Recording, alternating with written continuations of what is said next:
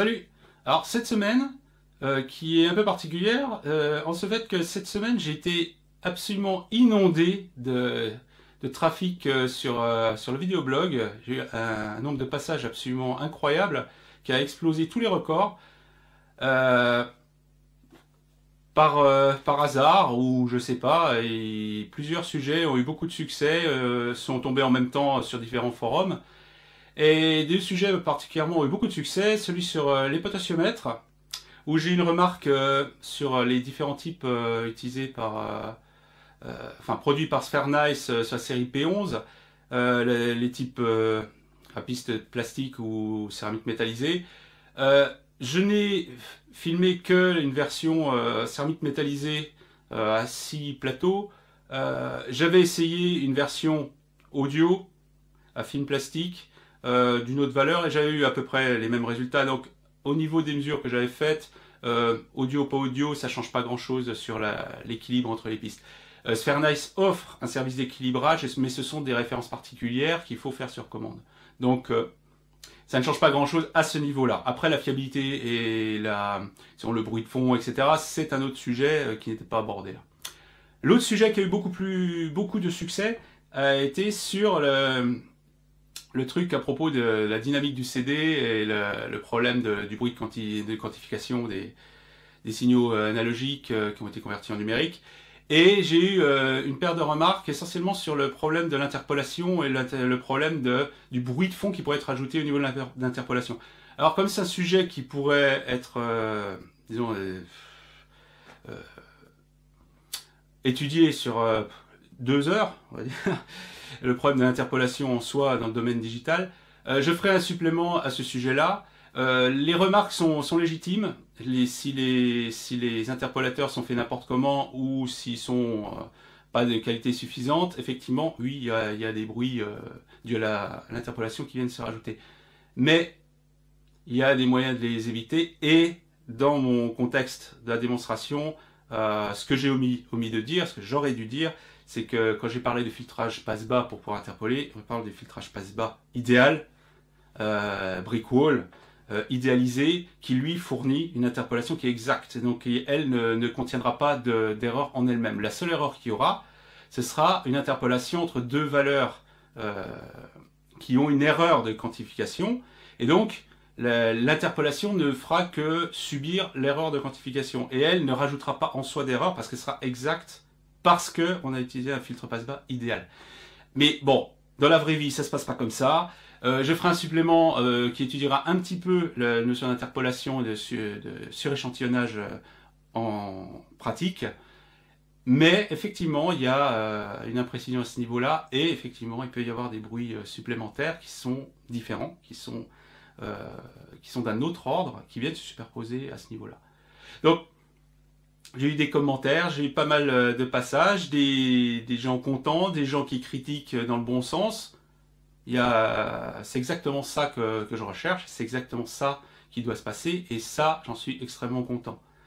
Alors pour cette semaine, on va taper dans le gros, on va regarder de plus près un appareil qui est le fantasme de tous ceux qui font dans le son, c'est le saint graal de celui qui veut faire de la conception en audio, et de la pornographie pour l'électronicien en passant, c'est cet appareil qui est un Audio Précision, qui est la série, les grosses séries qui ne sont plus fabriquées maintenant, mais qui ressemblent beaucoup à ce qui se fait maintenant, ce sont les séries d'avant. Ce sont des analyseurs audio qui, ici, sont des versions qui fonctionnent avec un PC, qui ne peuvent pas fonctionner d'une manière autonome, contrairement à certaines versions portables One, One ATS, enfin, ils ont un nombre considérable de modèles. C'est ici le System 2 Cascade Dual Domain, c'est-à-dire qu'il peut fonctionner en numérique, en analogique et faire le tout en même temps. C'est une version à 2 canaux, c'est la référence 6-25-22.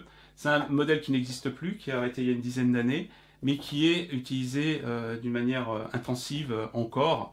Et c'est un modèle qui d'occasion, même d'occasion, a un prix que je qualifierais d'indécent. Et donc là, d'une manière incroyable. J'ai pu avoir celui-là pour un prix que je qualifierais d'indécent, mais pas le même.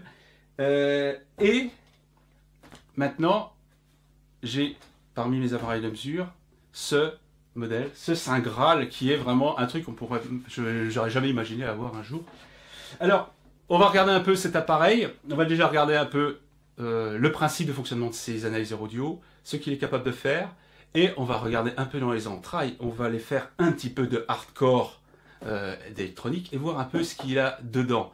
Alors, c'est un appareil extrêmement complexe qui nécessiterait des heures rien qu'à la description de toutes les fonctionnalités. Alors, on va s'attacher essentiellement à regarder comment c'est fait, comment c'est structuré à l'intérieur, la qualité de fabrication, les contraintes de fabrication que demande ce style d'appareil qui ont des caractéristiques absolument délirantes. Il faut bien voir que, par exemple, Texas Instruments, quand ils fournissent leur datasheet sur leur DAC, style PCM 1794 ou des choses comme ça, ce sont des mesures faites avec cet appareil-là, cette référence-là, parce que ce sont des DAC qui ont aussi une dizaine d'années, et ce sont des appareils qui peuvent, mesurer la qualité de DAC de ce niveau. Ils peuvent bien sûr mesurer toutes sortes d'amplis, on peut mesurer les amplis op, etc. là-dessus, parce qu'on est à des ordres de grandeur qui sont vraiment assez considérables. Donc, c'est un appareil extrêmement complexe, qui nécessiterait beaucoup de temps à décrire, mais on va en faire le tour, et après on regardera sur un ordinateur comment ça se pilote, comment ça se présente, et comment des mesures peuvent se faire, et ce que ces appareils permettent d'évaluer lorsqu'on étudie des systèmes qu'on essaye de régler, ou de mettre en place, ou de créer, ou de fabriquer. Voilà, donc on va regarder ça d'un peu plus près, et on va faire un peu de pornographie pour ingénieurs. Donc voilà la face avant de l'audio précision. Alors, c'est vraiment un système modulaire qui est vraiment séparé en quatre parties. Selon les versions qui existent, qui sont de la même série mais qui contiennent des options différentes, on peut avoir soit uniquement les parties analogiques, soit uniquement les parties numériques, soit une version à 2 canaux, une version à un canal, etc. Donc ce modèle-là, c'est le modèle qui contient tout, c'est le plus complexe, et c'est le plus complet, c'est celui qui contient toutes les possibilités. C'est vraiment séparé ici, mais à l'intérieur, il y a quand même une interconnexion entre le tout, et il y a un système de DSP qui permet de gérer les différents domaines, ce qu'il appelle le dual domaine ici, permet de mixer à la fois le numérique et analogique en même temps lorsqu'on fait des mesures mixtes simultanées. Alors, ici, c'est ce qui génère les signaux de mesure analogiques. Alors, il y a deux canaux de génération qui sont indépendants, avec chacun toujours une version symétrique, une version asymétrique, et un point de masse éventuel si on en a besoin. Donc ça, c'est la génération de signaux au niveau analogique. Ici, on a la gestion de signaux au niveau numérique. Alors toujours pareil, deux canaux symétriques, asymétriques et optiques, et un seul canal optique. Alors ici, on peut comprendre, bon, ce sont des signaux de toutes sortes, ce genre des sweeps, des signaux sinus ou tout ce qu'on veut.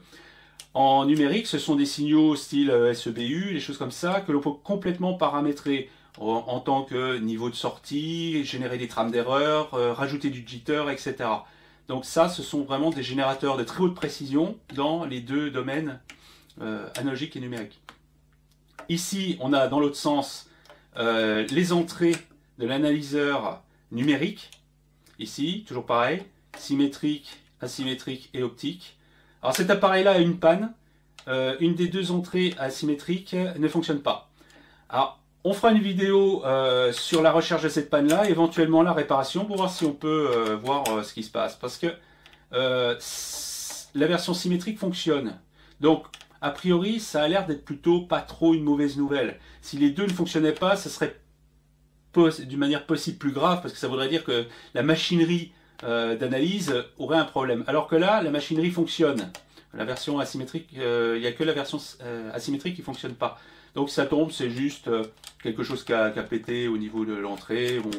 On ira jeter un œil, on fera une vidéo là-dessus. Alors ça, bon, ici c'est l'analyseur numérique. Et ici, on a le pendant analogique avec les deux canaux, pareil, symétrique, asymétrique, de l'analyseur côté analogique. Et ici, un supplément de sorties de toutes sortes, qui sont des sorties soit l'équivalent du générateur, mais version bufferisée pour faire une connexion avec des appareils extérieurs, des signaux de trigger pour, par exemple, un oscilloscope si on veut synchroniser un appareil extérieur sur la génération de signaux, et différents types de sorties. Alors ici, ce qui est intéressant, c'est qu'il y a une sortie analogique des signaux numériques. Ici, il y a un DAC qui a été mis en sortie, un DAC 24 bits qui va fonctionner à la fréquence d'échantillonnage de la sortie ici. Et ça permet d'avoir en analogique les signaux qui sont générés en numérique. En numérique, certains signaux comme les sinus et tout ça sont générés avec une distorsion excessivement faible. Donc on peut avoir ici des signaux générés qui sont avec des taux de distorsion très très intéressants si on veut les utiliser pour des montages extérieurs en dehors des analyseurs ici. Donc voilà à peu près sur la face avant. Ça permet à peu près de parer à toutes les possibilités qu'on aurait et pouvoir faire des mesures simultanées dans différents domaines et avec deux canaux simultanés. Alors à l'arrière, on a aussi de la connectivité. Bon, il y a moins de choses, mais bon. Alors, ces appareils sont destinés à être connectés avec un PC. Ils ne peuvent pas fonctionner en autonome. Alors ça, c'est l'interface API-B qui est un truc propriétaire d'Audio Précision. Ici, j'ai un câble qui va sur le PC. Et ça permet de chaîner d'autres appareils qui sont identifiés par un code sur la chaîne d'appareils. Ici, différents types de sorties qui sont un peu dépendants des sorties supplémentaires qu'il y a en face avant. Il y en a qui sont dédiés à la communication entre appareils et bon, il y a différents types de signaux de synchronisation, etc. Bon, ça, moi, je pense pas que je m'en servirais. Ces étiquettes-là sont intéressantes parce qu'elles indiquent les options qui sont insérées. Ici, j'ai deux options qui sont rajoutées. Ce sont des filtres particuliers qui peuvent s'insérer dans le signal, dans la chaîne de signaux. Ici, un filtre qui est une pondération A et un autre filtre qui est dédié à la norme CCIR pour faire un type de mesure bien particulier. Donc, on peut en mettre jusqu'à 7. Ce sont des petites plaques qui s'insèrent sur un fond de panier dans l'appareil. Donc ça, c'est du bonus. Et ici, il y a différentes plaques. Ici, je n'en ai pas sur cet appareil. Mais il y a des circuits dédiés à mesure d'intermodulation, ou une flotteur, des bursts spécifiques, etc. Donc ça, ce sont des options qu'on peut acheter à prix d'or, parce qu'il est très difficile de les trouver séparément. Voilà. Donc cet appareil a été fabriqué le 18 janvier 2001, donc il a un peu plus d'une dizaine d'années. Voilà, donc c'est tout ce qu'il y a à l'arrière, avec ici le réglage des tensions de secteur. Donc voilà, vue de l'extérieur. Alors ça se présente sous la forme d'un rack, ça fait 43 cm ici, ça a une quinzaine de centimètres de haut, et ça fait profondeur, pareil, il est à peu près carré au niveau profondeur. C'est un appareil qui est très lourd, il fait 16 kg. Hein, c'est vraiment, plein comme un œuf, hein, c'est très très lourd, et on sent qu'il y a du monde là-dedans. Bon, c'est parti pour virer le capot. Alors j'ai déjà enlevé toutes les vis qui sont autour parce que c'est vraiment truffé de vis partout ce truc. C'est extrêmement bien emballé. Donc c'est un appareil qui est au format standard, en largeur, qui fait 43 cm. Hein, c'est vraiment le standard. Il est à peu près carré. Il fait une quinzaine de centimètres de haut. C'est quand même un appareil relativement imposant, mais finalement pas tant que ça, hein, ça reste raisonnable. Voilà, en dessous là, l'usine. On va voir un peu pourquoi ce genre d'appareil est si cher.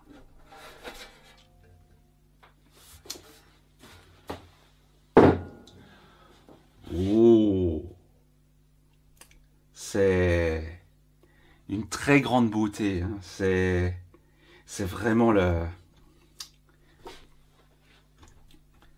la pornographie pour ingénieur, ça. Alors ça, ce qu'on voit ici, bon, c'est le côté du dessus, donc c'est toute la partie analogique, partie génération ici et partie analyse ici. Et au milieu, il y a toute la partie alimentation qui est complètement blindée et séparée du reste. Voilà. Alors là, on est dans vraiment la technique à l'ancienne, avec que du composant traversant. Il n'y a absolument pas un poil de CMS là-dedans. C'est vraiment le truc à l'ancienne. C'est des conceptions qui datent de fin des années 90, hein, avec les meilleurs composants qu'il y avait à l'époque. Et voilà, donc là, il y a eu une implantation absolument magnifique. Vraiment, tout est bien rangé. C'est vraiment d'enfer, quoi. Ça se fait plus. C'est vraiment du ski se fait plus, ça. Hein. Alors, je vais zoomer un peu pour voir un peu plus près. On va regarder déjà la partie ici, qui est la partie de génération de signaux. Alors, je vais zoomer dessus. Hop. On va essayer d'aller voir par là. Voilà. On voit bien les deux canaux à chaque fois. Hein. Tout est bien séparé. Alors ici, il y a toute la partie génération analogique. Ici, toute la partie pilotage. Hein. Ici, toute la partie numérique qui est pilotée par, je suppose, les cartes d'en dessous qui sont toutes les parties DSP et digitales. Ici, probablement. Alors après, faut avoir le manuel de service pour vraiment être sûr. Mais a priori, toute cette partie-là, ce serait la partie génération de signaux. Hein, donc des oscillateurs et des générateurs de signaux. Et toute cette partie, c'est la partie analogique de pilotage et de mise en forme au niveau des niveaux de tension. Alors, ici, tout ce qui est devant les transformateurs, là, c'est tout ce qui est commutation de niveau. Donc, ce ne sont que des résistances qui sont pilotées par des relais. C'est que du Vichet de haute précision, qui permet d'avoir vraiment des niveaux de tension parfaitement étalonnés en sortie. Deux transformateurs qui sont vachement gros par rapport à leur tâche. Ce sont des transformateurs d'isolation basse fréquence, fabriqués par Jensen. Alors ils sont assez gros, en taille ça fait à peu près 5 cm et demi sur 4 cm et demi. C'est quand même assez gros pour du transformateur de ce genre, mais bon, ici il faut qu'il n'y ait pas de distorsion rajoutée par ça. Ce qui veut dire que toutes les sorties sont complètement flottantes. Il n'y a absolument pas de lien sur les sorties avec la masse de la machine. C'est ce qui est indispensable pour éviter ne serait-ce que des boucles de masse, parce qu'on va quand même boucler un appareil en sortie de ça et en entrée de l'analyseur. Donc pour éviter les boucles de masse, tout est flottant ici. Juste derrière là, il y a ce que je suppose être simplement l'attaque en puissance des transformateurs. Ici, il y a, je pense, des amplificateurs pour attaquer avec suffisamment de tension. Parce que cet appareil est capable de générer des niveaux pro, ici 25 volts RMS en sortie. Donc là, je suppose que ce sont des amplificateurs qui permettent d'avoir suffisamment de patates pour attaquer ça. Et c'est atténué après coup. Donc ici, ce sont des petites cartes soudées verticales. Il y en a une par polarité, donc il y en a 4 au total. Et ici, il y a ce que je vois là, ce sont des convertisseurs, ce sont des DAC qui sont mis ici. Alors c'est pour générer, je suppose, les signaux d'une manière purement numérique de l'autre côté. Alors après, il faudra vraiment regarder sur le manuel de service, voir s'ils sont bien là pour générer les signaux envoyés, ou s'ils sont là pour attaquer des oscillateurs qui seraient des oscillateurs plus précis, parce que ce sont des DAC 8 bits, donc pas très précis. Alors c'est plutôt étonnant, vu la qualité de ce qui sort de ça. Alors à regarder de plus près exactement qu'est-ce qui est utilisé ici. Hein, je n'irai pas spéculer plus sur le fonctionnement intime de cette partie-là. Mais disons, ça, c'est la partie génération de signaux. Et il y a un pilotage digital avec ici un petit firmware qui doit être dédié à ça. Ici, un connecteur qui est fait pour mettre des options pour générer des signaux particuliers comme les signaux dédiés à la mesure de distorsion d'intermodulation ou des bursts spécifiques pour faire certains types de mesures particuliers. Alors, il y a une carte ici qui est pour la génération, et il y a son pendant de l'autre côté pour l'analyse pour ces signaux particuliers. Donc après la partie génération, on va regarder un peu la tête de ce qu'il y a à côté analyse. Donc c'est ce qu'il y a en face ici. Voilà. Alors toujours cette magnifique implantation bien symétrique, bien jolie et tout. Donc circuit d'entrée avec des commutations diverses, je suppose, pour soit régler les niveaux. Alors ça a l'air d'être quelque chose qui semble être un étage d'entrée avec des tas de transistors en parallèle, mais en regardant par exemple le manuel de service du System One, qui est le modèle d'avant, ce sont plutôt des systèmes de protection pour éviter de se faire griller par des signaux d'entrée trop importants. Alors, je n'irai pas à penser que ce sont des étages avec des transistors en parallèle de faible niveau. Là, faut regarder vraiment le schéma. Là, j'avoue, je ne sais pas ce que ça peut être exactement, mais ça, il me semblerait plutôt que ce soit des systèmes de protection de signal d'entrée. Juste derrière, il y a l'amplification par des ampli-op. C'est simplement la désymétrisation du système. Et parce qu'ici, il y a un petit potentiomètre ici, qui est le réglage du taux de réjection en mode commun. En fait, ce sont deux ampli-op, chacun par polarité, qui vont à la fin se sommer sur un troisième ampli-op. C'est un genre d'amplificateur d'instrumentation qui somme les deux canaux. Et il y a un réglage qui permet de régler l'équilibre de telle sorte que le taux de réjection en mode commun soit maximum.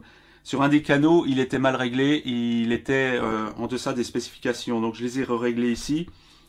Et là, on obtient à peu près moins 110 décibels de taux de réjection en mode commun jusqu'à 100 kHz. C'est un schéma qui ressemble beaucoup au System One et qui a l'air d'être assez efficace. Alors là, ampli-op, le grand classique, probablement le meilleur de ce qu'il y avait à l'époque, et qui reste encore une référence, l'AD797, qui est utilisé un peu partout. Alors ça, on en trouve des pelles entières, surtout le truc de l'autre côté, partie génération, il y en a plein aussi. Donc ce sont des ampli-op de très haute gamme qui ont très très peu de bruit, qui restent encore difficilement surpassables à ce niveau-là. Un système de relais qui commute ici des réseaux de résistance. Je suppose que c'est simplement pour égaliser les gains, enfin pour sélectionner des gains d'une manière purement logicielle. Et juste derrière, toute la partie analyse. Parce que ici règnent deux magnifiques convertisseurs RMS vers DC. Donc en fait, sortent une tension qui est proportionnelle à la valeur RMS du signal d'entrée. Ça permet simplement après d'analyser le signal par le système qui suit, qui est vraiment un système purement numérique. Ici, alors là, il y a un petit DSP de l'époque qui fait 200 MIPS, tout un système de firmware qui traîne autour, donc il y a quand même un traitement qui se fait à ce niveau-là. Et ici, curieusement, des NEC. Alors la référence, c'est des D71054. Alors ça, ce sont des timers. Il y en a 5 et chacun contient 3 timers. Je ne sais pas pourquoi il y a autant de timers à cet endroit.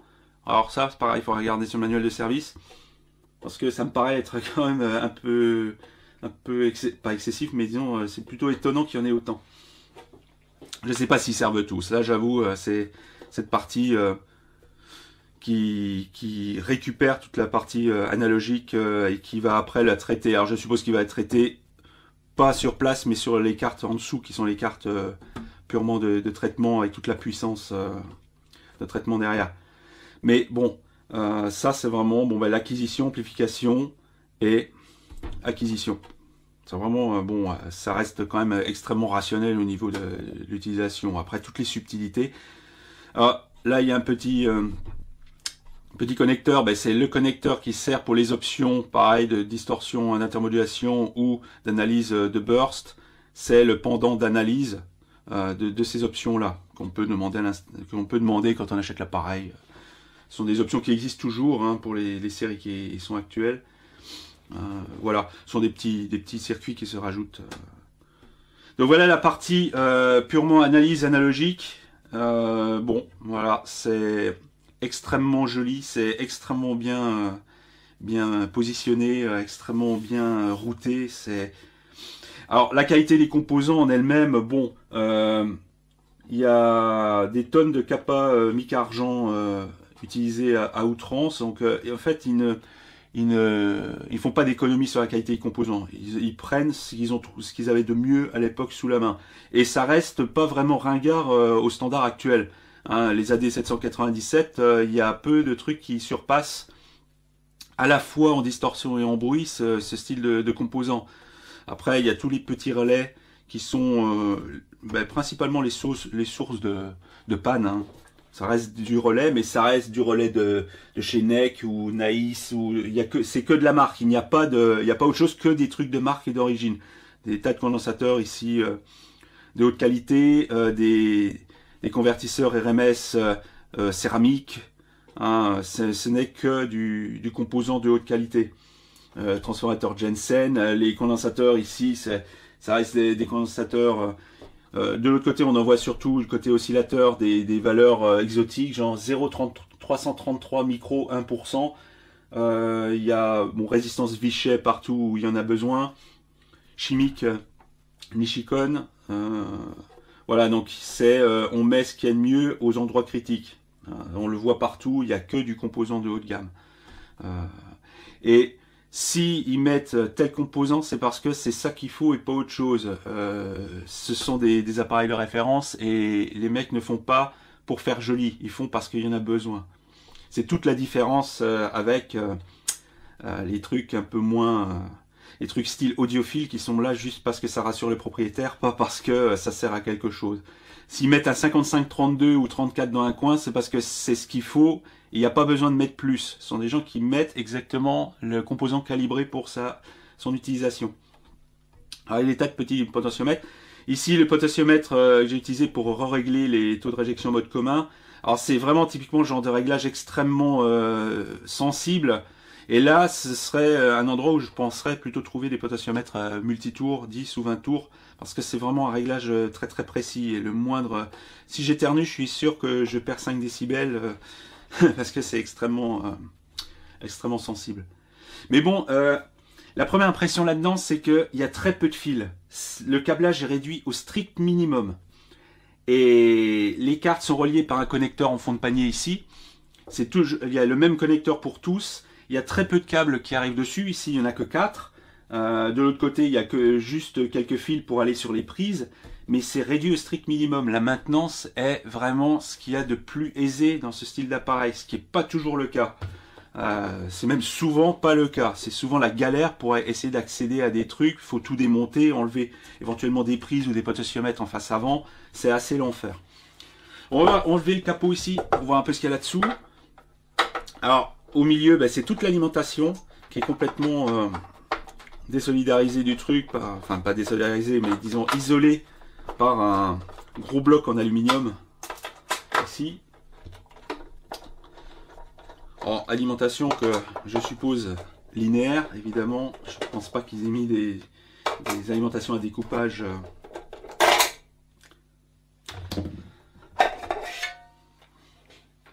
Alors là, évidemment, voilà, ici l'alimentation. En fait, c'est pas l'alimentation. L'alimentation, elle est en dessous. Ça, c'est juste la plaque qui distribue les nappes. Et ça, tout le lot de fils ici, ce sont toutes les tensions qui sont issues du circuit qui est en dessous. On voit le transistor ici de puissance pour tout ce qui... je pense les 5 volts qui doit être le rail qui nécessite le plus de courant. Parce que le reste, ça m'a pas l'air de poser plus de problèmes que ça.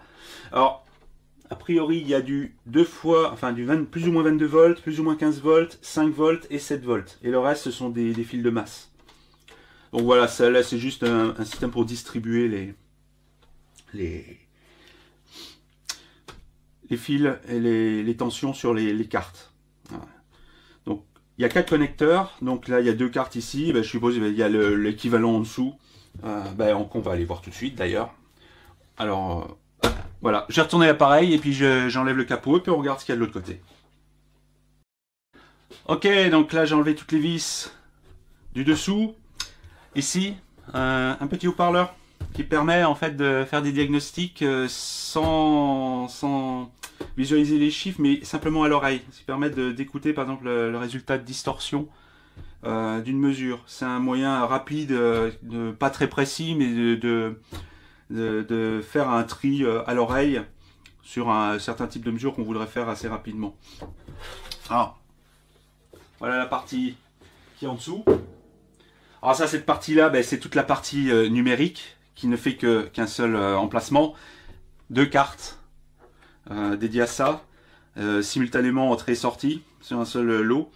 Et de l'autre côté, c'est tout ce qui gère les sorties auxiliaires de devant là, les signaux qui sont issus du numérique, qui sont passés par un DAC pour les avoir en analogique. Les versions bufferisées des signaux des sources analogiques qui est en dessous. Et c'est là où sont placés des filtres optionnels pour pouvoir faire certains types de mesures selon certaines normes particulières. Donc ça reste ici assez analogue à ce qui est en dessous. On retrouve le même style de composants et les mêmes styles de petites cartes. Ce sont les mêmes qu'en dessous quasiment. Ça, ce sont celles qui contiennent des petits convertisseurs 8 bits. Ici, on a le convertisseur RMS, ce qui est en fait un pendant à peu près semblable, mais pour des sorties auxiliaires. Donc c'est une répétition un peu, d'après ce que je peux voir, un peu de ce qu'il y a de l'autre côté au niveau génération, mais dédié à des sorties auxiliaires. Donc ça, c'est vraiment des options pour pouvoir piloter des appareils extérieurs. Ce qui nous intéresse, c'est ici toute la partie numérique, où là, on se retrouve là dans une version CMS, plus traditionnelle, plus moderne, on va dire, des plaques de circuits imprimés dédiées au numérique. Alors, je vais zoomer là-dessus. On va voir un peu ce qu'il y a de plus près.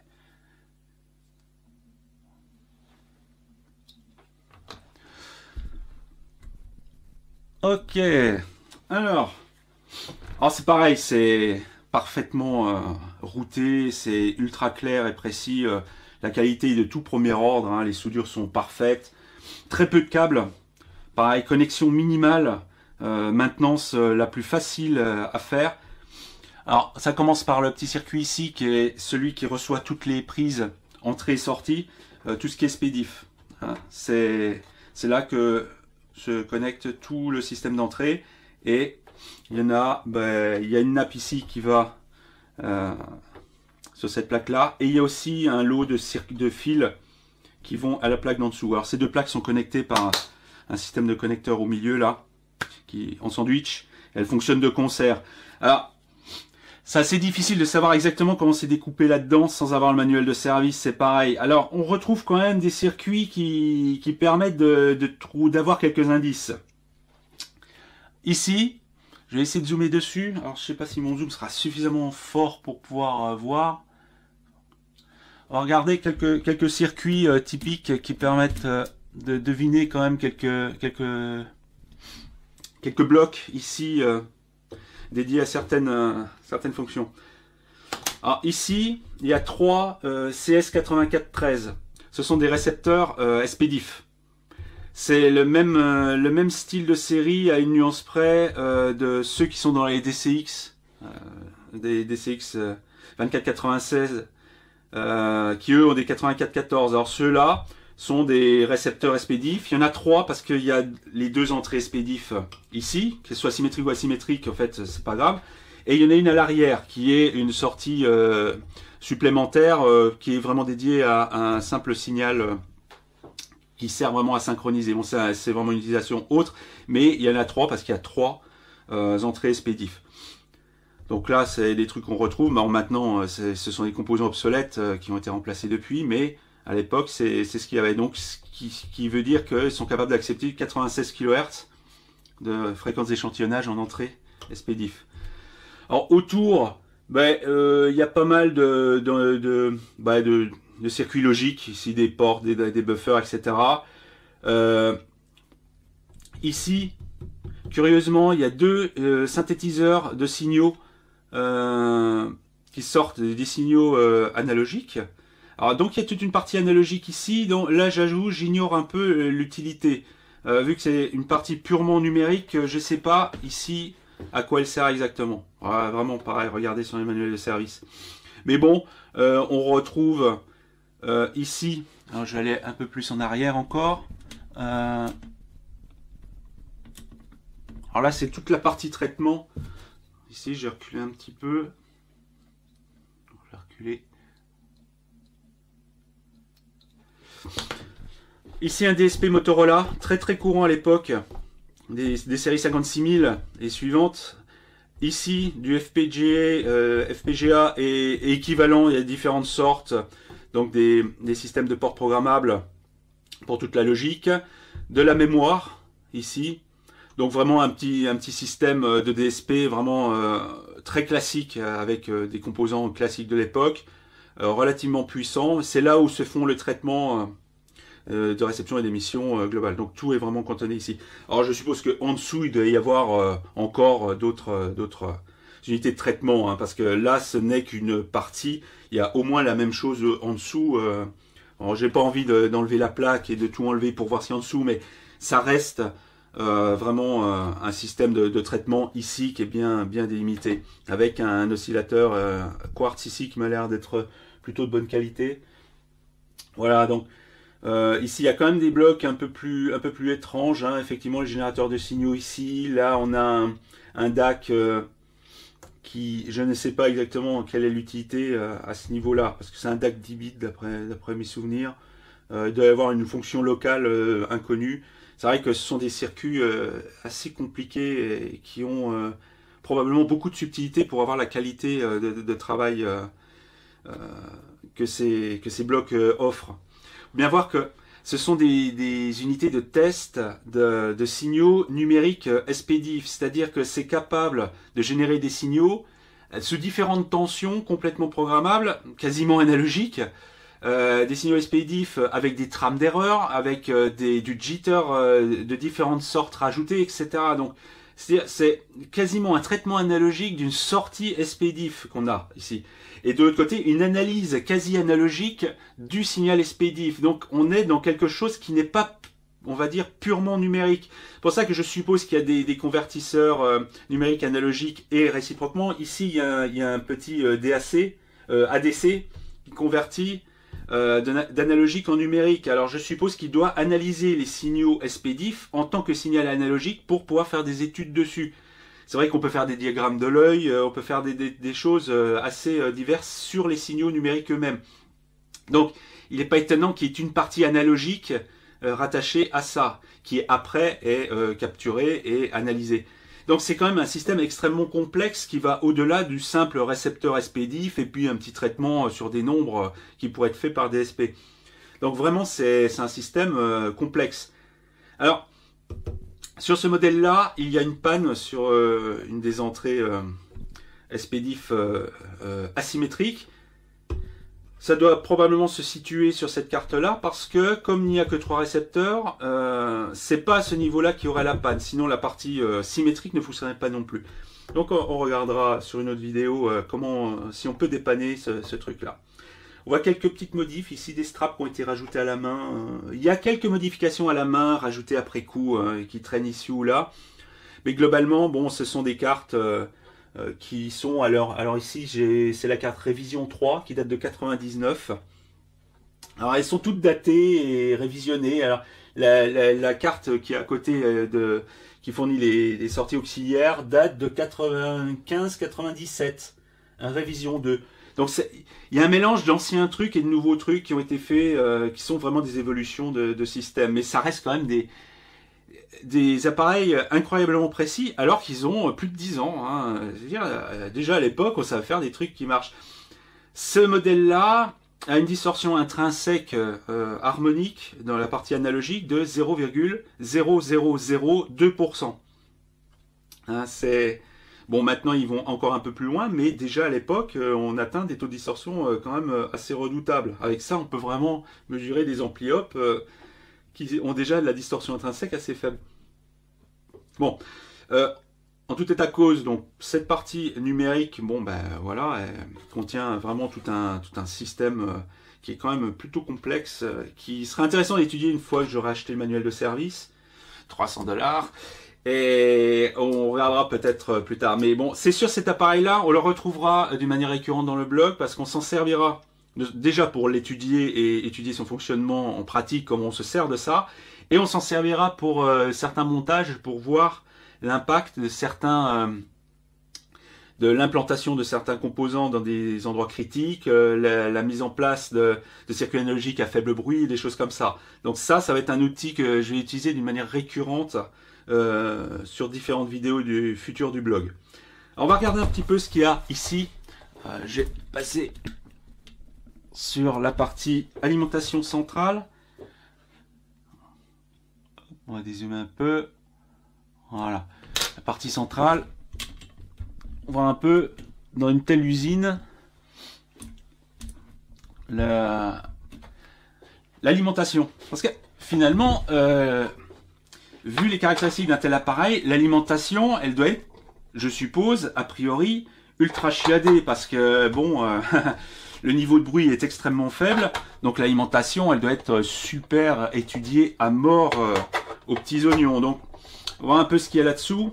Quelle est la magie noire qui est utilisée ici pour pouvoir avoir des caractéristiques de ce genre. Bon, ici, bien sûr, donc pareil, un blindage bien épais, c'est de l'aluminium qui doit faire 2 mm d'épais. Hein, et voilà. Hop, le petit haut-parleur. Petit haut-parleur, avec un petit émau blindé, évidemment. Alors voilà, là, ici, alimentation centrale. Entrée, filtrage secteur.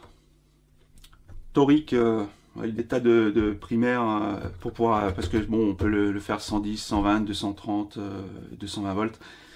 Toutes les sorties ici. Toute la rangée de fusibles en dessous. Là, ici, je sais pas si on le voit, je vais zoomer un peu dessus. Là, c'est rigolo, il y a toute une rangée de fusibles là. Le cap secteur qui étrangement va de derrière à l'avant pour aller à l'interrupteur et repart. C'est plutôt, j'aurais pensé plutôt à un relais qui pilote à l'autre bout, mais bon, effectivement, hein, comme quoi. Et pourtant, le truc n'est pas blindé, c'est étonnant. Alors, devant ici, on le voit peut-être pas là. Ici, il y a une petite carte là. Ben, ça, c'est une petite carte qui pilote un casque et les haut-parleurs pour les mesures en utilisant l'audition, en écoutant le résultat des mesures, des distorsions et des choses comme ça au casque. Hein, c'est une manière rapide de mesurer des trucs. Ok, donc la plaque d'alimentation, ben, étonnamment, ben, elle semble assez simple. Hein. Il n'y a pas grand chose là-dessus. Il y a les fusibles, quelques capas, 2 ponts de diode de base derrière. Et là, ben, il y a une alim linéaire avec le transistor qui est de l'autre côté pour tout ce qui est probablement numérique. Et là je vois des... Bah, alors, ces choses-là, qu'est-ce que ça peut bien être? Alors, LM317, LM337, qu'est-ce qu'il y a d'autre? Encore un LM317, LME 2940, LM3328, bah... que des régulateurs de base, quoi. Des trucs tout à fait standards, absolument aucune magie noire, étonnamment, rien que du normal. Ici un double comparateur bah, qui doit servir pour la lime d'en dessous.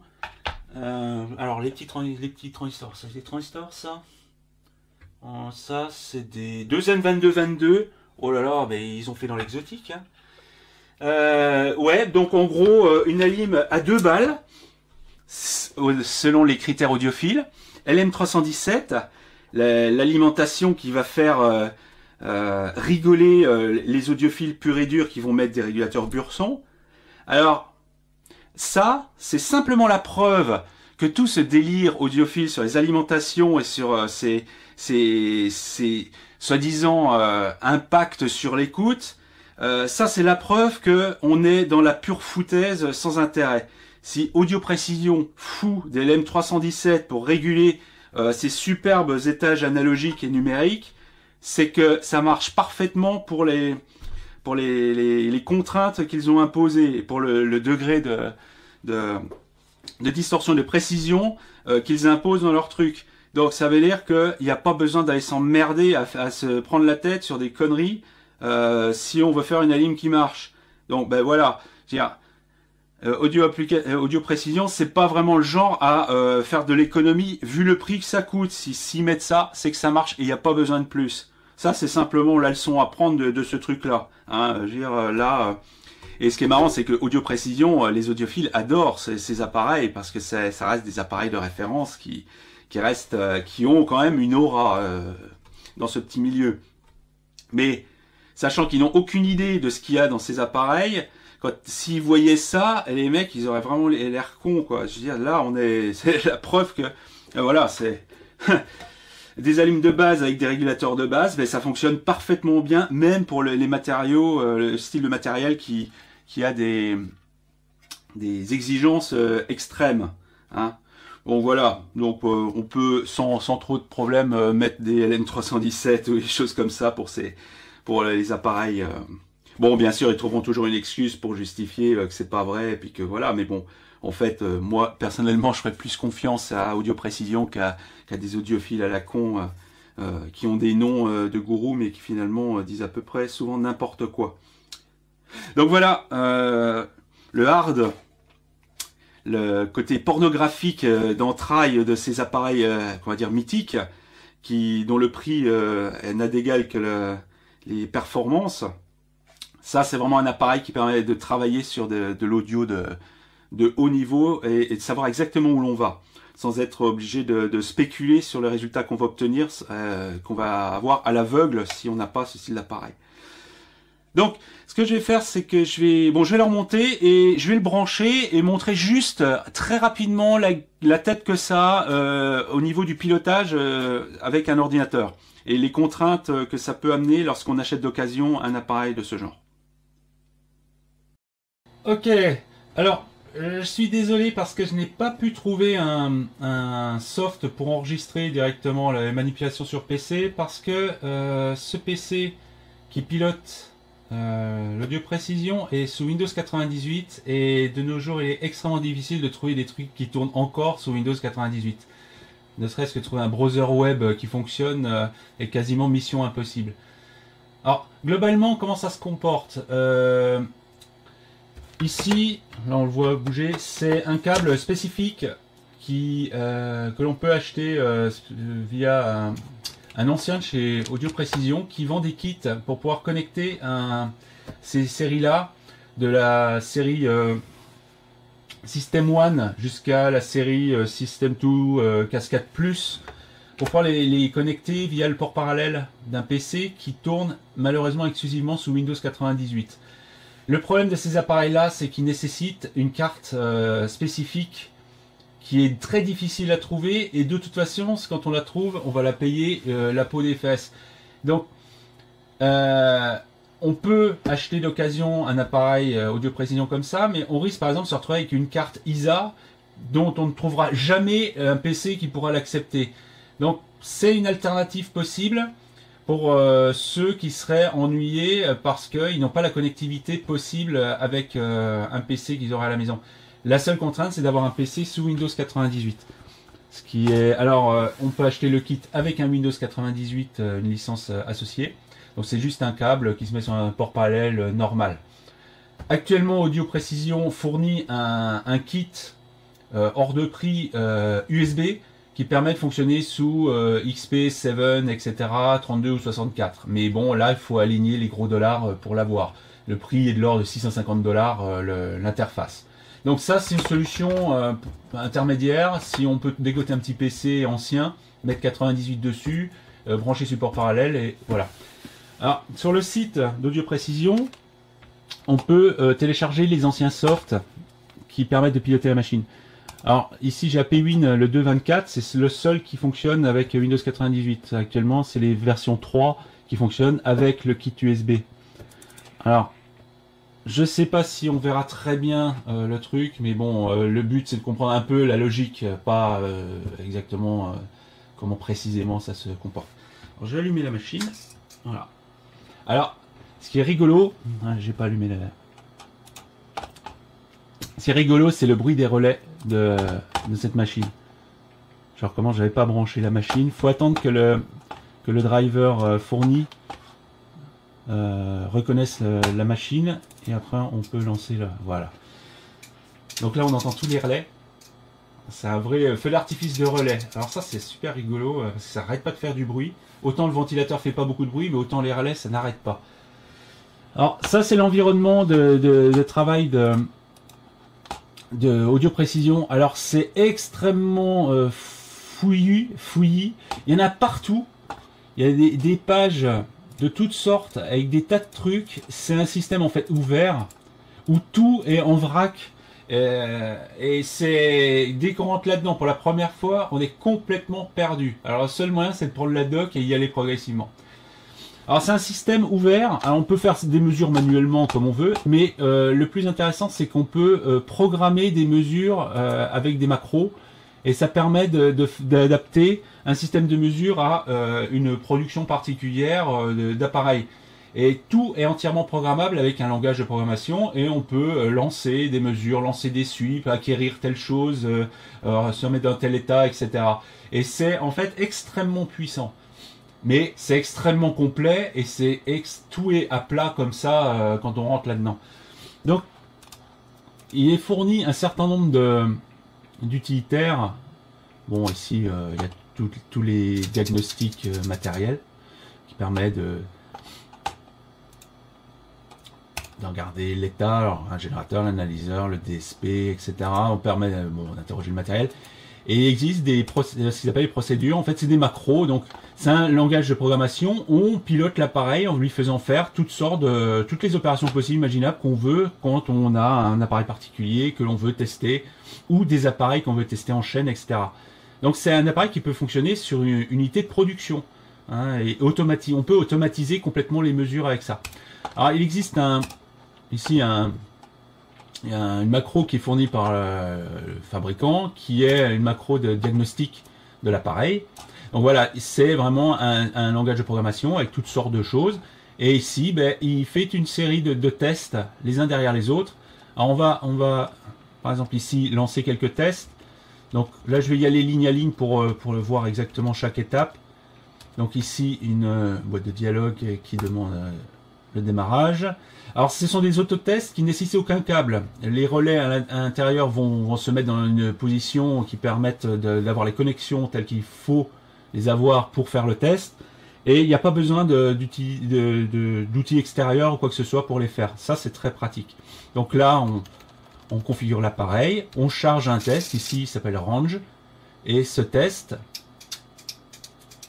particulier, on le voit derrière, se fait... C'est un test qui permet de vérifier la courbe de réponse en fonction du niveau de sortie à une fréquence donnée. Donc ici, on a le résultat de la mesure pour cet appareil. Ici, on a donc 25 volts RMS, 16 volts RMS jusqu'à ici 10 millivolts RMS, et l'écart par rapport au zéro auquel on s'attendrait. Les barres rouges représentent les tolérances acceptées pour cet appareil, cette référence-là, et bleu et jaune correspondent aux deux canaux qui ont été testés.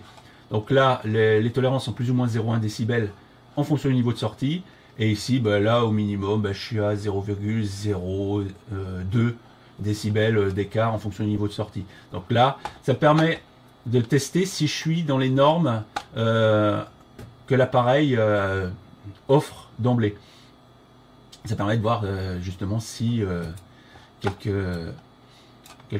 parties de l'appareil se seraient décalibrées avec le temps ou ne seraient pas ou seraient carrément en panne.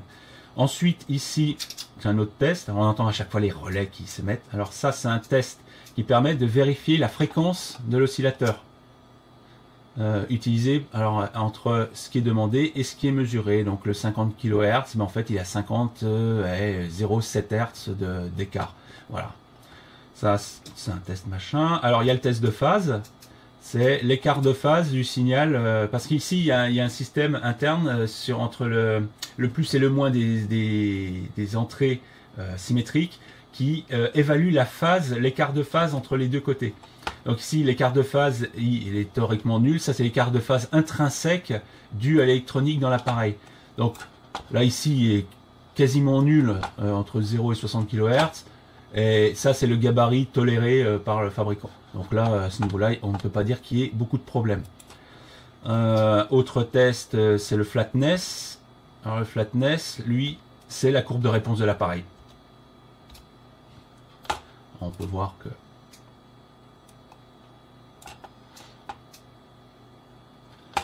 Ça, c'est la courbe de réponse. Faut bien voir, ici, on a 0,05 décibels entre 20 et un peu plus de 100 kHz, 120 kHz. Et le gabarit acceptable. Donc ici, on est à... Voilà, c'est difficile à lire, mais 0,0002 jusqu'à 20 kHz. Donc on est vraiment à l'aise dans le gabarit. Toujours pareil avec les deux canaux. Ensuite, procédure suivante, c'est le taux de réjection en mode commun. Donc il calcule, en fait, il fait varier le côté plus et moins des entrées symétriques en même temps, et en sortie, on devrait avoir toujours 0 volts. Et cette variation par rapport à 0 volts donne le taux de réjection en mode commun. C'est-à-dire qu'ici, on est à moins, le résiduel de sortie, lorsqu'on fait varier les côtés plus et moins des entrées symétriques, reste à moins 100, 105, 106 décibels par rapport à 0. Donc en gros, il n'y a pas grand-chose qui en sort. Ce réglage-là, c'est celui que j'ai fait lorsque j'ai eu l'appareil qui, lui, était pour un des canaux à 75 décibels, donc au-dessus de la tolérance du fabricant. Et l'autre canal était à moins 85. Donc en réglant simplement les potentiomètres que j'ai montré tout à l'heure, et puis redescendre ici. Alors il suffit d'éternuer pour que ça bouge facilement de 5 décibels. Hein. C'est quand même assez sensible. Mais voilà, ici une autre mesure. Alors il va faire la mesure pour l'autre canal, voilà, qui lui est encore plus insensible au mode commun. Donc ça c'est un truc très important parce qu'on peut souvent attaquer l'analyseur avec une tension continue qui est des deux côtés des entrées symétriques. Et ça doit toujours sortir 0 volts s'il n'y a aucune différence entre les deux tensions d'entrée. Ça c'est extrêmement important. Donc ça c'est un des tests. Voilà. Alors l'autre test c'est la distorsion. La distorsion en basse fréquence, dire sur une distorsion harmonique limitée à 20 kHz. Donc ici on a le 0,0002%. Ça c'est un canal. Et l'autre canal ressemble beaucoup d'ailleurs. Donc là vraiment on est en dessous, largement en dessous de ce que le fabricant tolère. On est même à 2, lui 0,004, en gros à 0,002. Donc voilà la distorsion intrinsèque de l'appareil quand on fait des mesures. Donc là avec ça on peut déjà voir venir, quoi. Alors ça c'est pareil, la distorsion harmonique mais jusqu'à 120 kHz ou 100 kHz et qui est plus élevée parce qu'elle contient plus d'harmonique dans son calcul. Mais là on est toujours à près 0,0005 jusqu'à 30-40 kHz. Donc ça va quand même assez loin à ce niveau là. Pareil canal B maintenant. Alors ça c'est le bruit en nanovolts en incluant la bande qui nous intéresse. Par exemple ici à 500 Hz on a par filtrage ils enlèvent tout ce qui est au-delà de 500 Hz. Donc le résiduel en sortie est l'ordre de 70 nanovolts. On doit être là 78 nanovolts sur la bande du continu jusqu'à 500 Hz.